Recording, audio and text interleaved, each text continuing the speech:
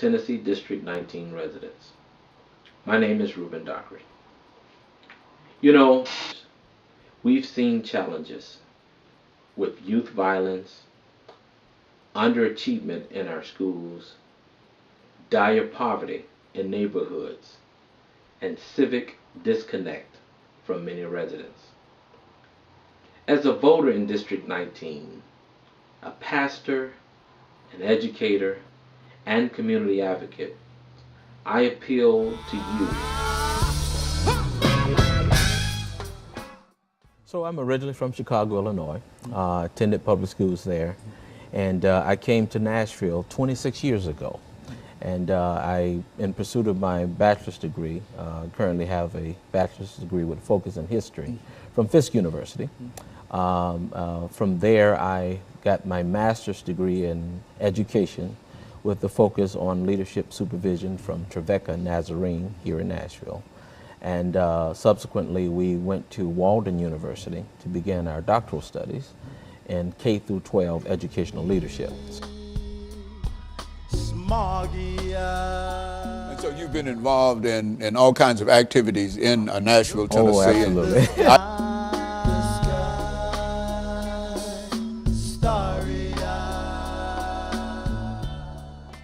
We see the data, and we see today, particularly after the age of President Barack Obama, the first African-American president, where there's a huge decline in African-American voter participation across the nation.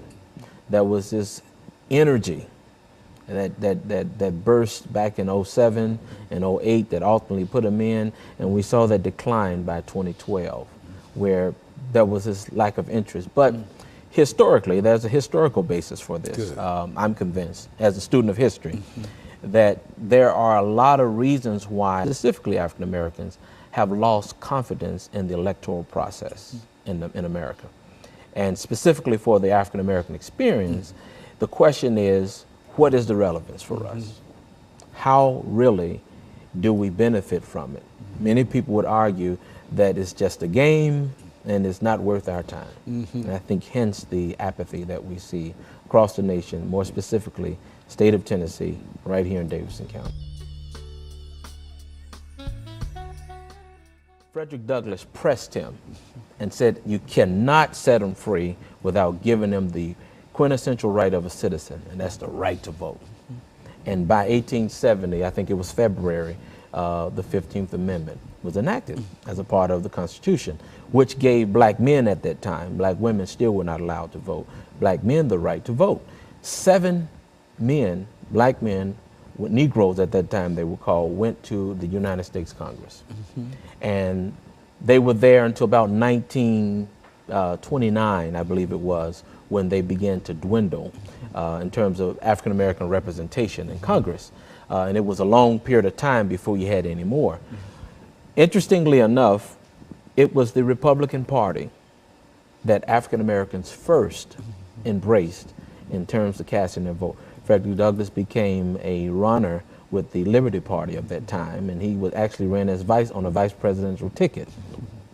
I say that to say that I think for African Americans then, or Negroes as they were called aptly, the focus was not about a particular love for a particular party, but for the party that was supporting their freedom, their liberation, their opportunity to be a part of the American way of life. And that continued until about 1937, I believe it was, when Roosevelt brought the New Deal on, 35 when he brought the New Deal on. And that appealed to African American voters. And many of them supported him. And subsequently they supported Truman. And he won 47% of the African American vote in 1947, you know. And as it moved forward, African Americans have been a part of the Democratic platform from then to now. Over the years, many of them, certain movements in the 60s and what have you, the Voters' Rights Act, it was supposed to try to do what the 15th Amendment was not doing very well, right? Give bring black folks out in political participation. Extend them the opportunity to actually be a viable part of America through the right to vote. I think it's important to have voter registration. Absolutely. And we saw that during the 60s with SNCC and groups like that. But it's equally important to have voter education and organization, because that's what they had as well. We've lost that.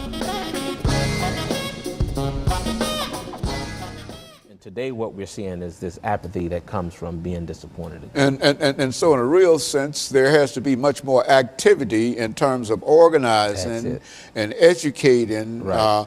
African Americans for political participation, excuse me, regardless of who might be running for an office, which is to say that not to simply go out and vote for anybody, Right. but to be aware.